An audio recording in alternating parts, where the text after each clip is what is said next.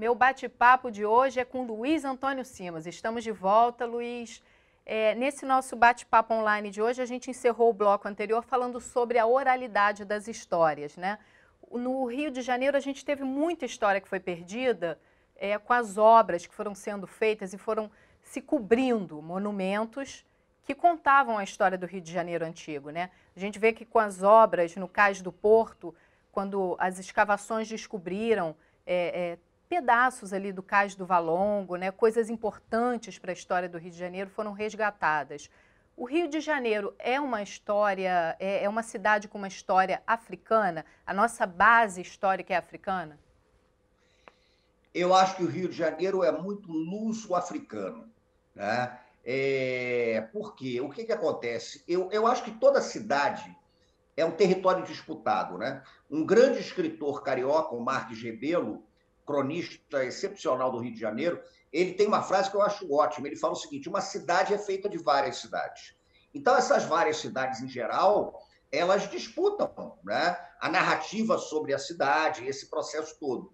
Então, a cidade do Rio de Janeiro tem um detalhe que é muito curioso. Ela é oficialmente fundada com o objetivo de expulsar franceses, né? Então, se você vai estudar a historiografia oficial da cidade, o que se conta é que os franceses invadiram a Guanabara, tentaram criar aqui a colônia da França Antártica, e nesse processo todo tem a guerra contra os portugueses, e aí que envolve os índios, os tupinambás de um lado, os temiminós do outro, aquela história toda.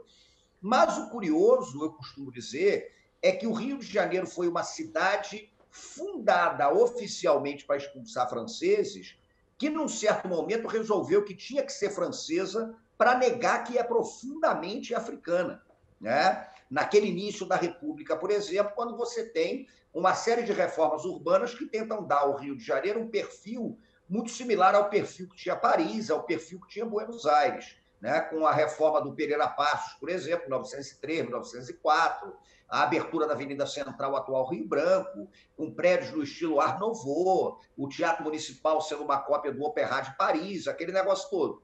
Então, o que eu acho? Eu tenho a impressão de que os elementos fundamentais da construção da cidade do Rio de Janeiro e de uma certa cultura urbana do Rio de Janeiro, eles são profundamente africanos. Aliás, mais precisamente, eles são bantos, vêm muito daqueles povos africanos do Congo, de Angola, de uma parte do Gabão, né? A gente chama isso são as populações bacongos, né? Que vêm do norte de Angola e do Congo, sobretudo.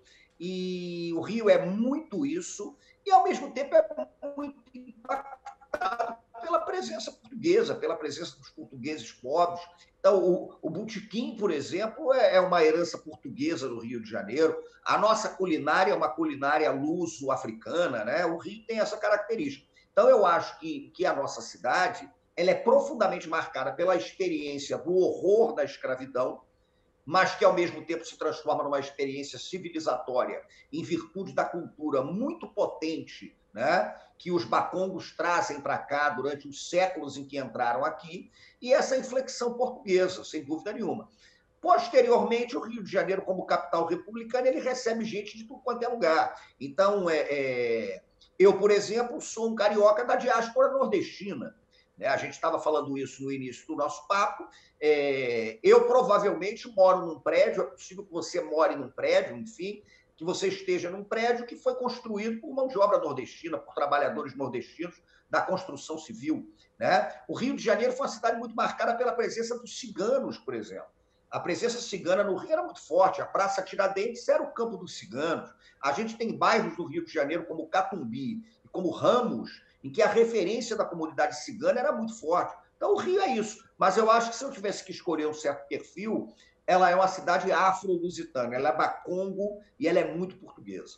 E aí, em algum momento da sua vida, você resolve colocar essas suas paixões, né? Samba, religiões afro, futebol, tudo isso no papel, né? Qual o primeiro livro que você escreveu e qual foi a inspiração para escrever esse livro? O primeiro livro que eu escrevi foi um convite. Na verdade, eu não esperava. Um grande caricaturista chamado Cássio Loredano, o gênio da caricatura, ele estava fazendo uma pesquisa profunda sobre as caricaturas do J. Carlos, que é o maior caricaturista, talvez, da história do Brasil, um grande caricaturista do Rio de Janeiro, e, sobretudo, a produção do J. Carlos na década de 1920. O J. Carlos trabalhava numa revista chamada O Malho, e as caricaturas dele retratavam a cidade, retratavam o mundo, os costumes, o carnaval, o futebol, de uma forma muito interessante. Conhecendo a minha paixão por esses assuntos da rua, o Cássio Loredano me convidou para escrever esse livro sobre J. Carlos. Então, é um livro chamado O Vidente Míope, foi o meu primeiro livro, foi editado pela Folha Seca. Os textos do livro são meus e a organização das imagens do J. Carlos são do Cássio Loredano. Então, meu primeiro livro já é um livro sobre o Rio de Janeiro e sobre esse caricaturista genial. É um livro que eu gosto bastante e acho que agrada também a uma turma que pensa a história não apenas através do documento oficial, do texto escrito, mas que encara a caricatura, que encara o desenho, que encara a charge, também como testemunho de seu tempo. Então, meu primeiro livro foi sobre J. Carlos e a caricatura no Rio de Janeiro na década de 20. E você escreveu bastante também sobre samba, né? Inclusive tem um prêmio Jabuti junto com o querido Ney Lopes, né? Ney, como é que surge a parceria com o Ney? Eu conheci Ney porque eu era aluno, eu fui um discípulo, posso usar essa palavra, de um grande professor chamado Joel Rufino dos Santos, falecido professor Joel, e o Joel é muito amigo do Ney. Então, o Joel, eu era um garoto, o Joel me convidou para fazer parte de um grupo que viajou para Casimiro de Abreu, no Rio de Janeiro, para dar um curso sobre samba, futebol e educação, porque o Joel sabia do meu interesse por esses temas e tal. E Ney estava inserido nessa. Ali eu conheci Ney Lopes, né? Eu tinha uma admiração imensa pelo compositor Ney Lopes, enfim, parceiro do Wilson Moreira. Era um sonho absoluto para mim o Ney. O Ney era uma referência incrível, enfim. E nós tivemos um convívio cordial, bacana. E quando o Ney escreveu um livro chamado Sambeabá, o samba que não se aprende na escola, para minha absoluta surpresa, ele me convidou para escrever A Orelha. E era uma surpresa pelo seguinte, porque eu não tinha escrito nada, não tinha lançado meu primeiro livro ainda, coisa nenhuma, e recebi um convite para fazer A Orelha. Tanto que quando eu escrevi A Orelha saiu, eu achei que a minha vida literária ela já estava suficiente. Falei, pô, escrevi Uma Orelha para o livro do Ney Lopes, já estou feliz para cacete. Tá ótimo isso, estou feliz para Dedéu, é o Ney, é uma referência. Agora, o que acontece? A gente firmou ali uma amizade, de um mais novo para um mais velho, que é um mestre para mim como Ney, e num certo momento o Ney me convidou, perguntando se eu não queria escrever com ele um dicionário da história social do samba. Eu fiquei impactado pelo convite, claro que queria, qualquer coisa que o Ney me convidasse eu ia aceitar ali. Então nós trabalhamos alguns anos juntos nesse processo do dicionário. Para nossa surpresa, ele foi premiado com o prêmio mais importante do livro do Brasil, ganhou o Jabuti de livro do ano, né, de não ficção em 2016. E eu e Ney temos outras coisas. A gente tem um livro inédito, por exemplo, que a gente pensa em lançar, sobre uma introdução a algumas filosofias africanas, enfim. O Ney é um mestre, e mais do que um mestre, o Ney virou um amigo para mim. O Ney é uma referência absoluta. Seu Ney, que está lá em Seropédica, eu mando um abraço sempre para ele, porque é uma figura extraordinária, eu acho que é de uma importância absoluta. Além do samba, também você escreve sobre futebol, né? Uma paixão que você tem. Um livro que você ia lançar agora sobre o Maracanã, acabou que a pandemia atrapalhou um pouco esse lançamento, né? Vai ficar para após a pandemia. O que a gente encontra de novidade nesse livro? Foram 4 anos de pesquisas, de novidades em relação à história ali daquele entorno. Olha, eu tenho interesse grande sobre futebol, porque eu tenho interesse sobre qualquer coisa que construa sociabilidade de rua, né? Se você pergunta assim, você tem livro sobre carnaval, tem livro sobre samba, tem livro sobre macumbas, tem livro sobre futebol, sobre festa, porque tudo isso está ligado à rua como espaço de construção de sociabilidade. Então, o futebol ocupa esse espaço. O caso do livro que eu fiz sobre o Maracanã, ele não é um livro que pensa o futebol, ele, na verdade, pensa o Brasil e a cidade a partir do futebol. Então, eu uso o futebol para pensar uma série de questões ligadas ao Brasil.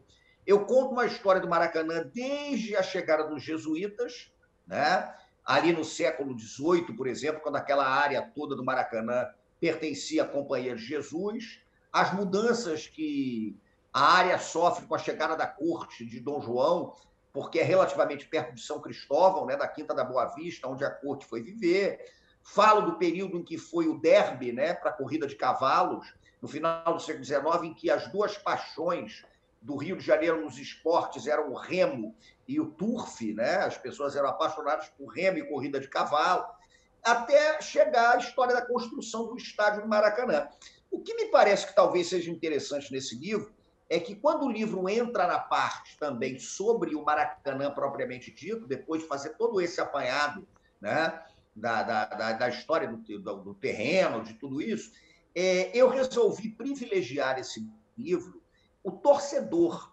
Então, é um livro sobre o Maracanã que desloca o olhar de dentro do campo para geral, para as arquibancadas. Me interessa mais pensar quem está vendo o jogo, a maneira como a cidade vivenciou o estádio, do que propriamente o que estava acontecendo em campo. Agora, falo de muita coisa. Eu falo dos maiores públicos da história do Maracanã, a chegada do Papai Noel, por exemplo. Não tem nenhum jogo de futebol que tenha superado até hoje a chegada do Papai Noel em 1978, quando havia uma grande festa na cidade, o Papai Noel descia de helicóptero no Maracanã e era o dia inteiro show, né? Eu falo de espetáculos musicais, o Frank Sinatra no Maracanã, o show do Kiss, né, que teve 2 portões arrombados. Então, para muita gente, pode ter sido o maior público da história do estádio, mas não está registrado, né? Eu falo da construção do Maracanã. No imaginário da cidade, por exemplo, eu descobri uma entrevista de um operário que dizia que os operários tinham muito medo porque apareciam fantasmas durante as obras, e eram fantasmas de padres jesuítas que ficavam dançando em roda em torno das pilastras que estavam sendo construídas, enfim. Então, esse Maracanã mais cotidiano, esse Maracanã pertencimento da cidade, é o que me interessou mais. Então, eu tento contar uma história do estádio a partir da maneira como a cidade praticou esse estádio. No fim das contas, um livro sobre o Rio de Janeiro, um livro sobre o Brasil. Você falou desse pertencimento do Maracanã. A população sente que o Maracanã faz parte da vida delas, né? Isso. Com a mudança, com essas obras no estádio, a Geral foi destruída, né? As pessoas iam para a Geral, às vezes nem conseguiam assistir o jogo direito, né? Via só um pedacinho, o jogador passando, mas a emoção de estar ali, né, de sentir o jogo, era diferente, né? Sim, porque a Geral criava uma performance maravilhosa. Tem uma coisa que eu gosto de falar sobre o Maracanã, que é a seguinte: o Maracanã, ele não era um estádio igualitário, mas ele era um estádio inclusivo. Então, uma coisa é você pensar o estádio como um estádio inclusivo, a outra é ele ser igualitário. Então, ele incluía a cidade toda, ele foi pensado para que toda a cidade pudesse estar ali dentro, agora cada um no seu espaço. Então, a Geral era um espaço mais precário, era um espaço mais complicado, mais barato, mas assistir ao jogo da Geral era de uma precariedade absoluta. Eu fui a Maracanã algumas vezes de Geral e você efetivamente não enxergava o que estava acontecendo do outro lado do jogo. Então, o Geraldino criou uma relação com o jogo e com o estar na Geral que não passava prioritariamente pelo que estava acontecendo dentro do campo. Você tinha ali a tentativa de você estar envolvido naquele espetáculo e você não era público. Eu costumo dizer que o Geraldino não era público, ele era ator do jogo. Tá? Porque eu tinha Geraldino que ia fantasiado, tinha Geraldino que acompanhava o ataque do time. Tem um Geraldino muito famoso que eu cito no livro, por exemplo, o Gerdau, que era um rubro-negro, que ficou famoso porque ele assistia aos jogos na altura do córner, por exemplo, do lado que o Flamengo atacava, ele passava o jogo inteiro dando ordens para o time. Né? O Adílio faz isso dessa maneira, o Zico faz isso da outra. E quando saía gol do Flamengo, o Gerdau achava que tinha sido por conta de alguma dica dele. Né? Então, a Geral trazia esse componente. O processo de elitização do estádio, eu costumo dizer isso, eu afirmo isso nesse trabalho sobre Maracanã, mais do que acabar com a Geral, ele acabou com a figura do Geraldino. Então, era esse torcedor mais popular que frequentava a Geral e que tinha uma performance muito particular, muito específica, era esse torcedor que estava sendo afastado dos estádios, e é uma pena, porque esse processo de elitização do estádio, de arenização do Maracanã, né? Ele acaba tendo como um triste contraponto o afastamento de uma parte da cidade que tinha no jogo, no semanal, na presença no estádio, uma relação bonita de pertencimento que foi se perdendo. Bom, Simas, eu vou te pedir mais um minuto e a gente volta já conversando. O perfil volta rapidinho, fique com a gente.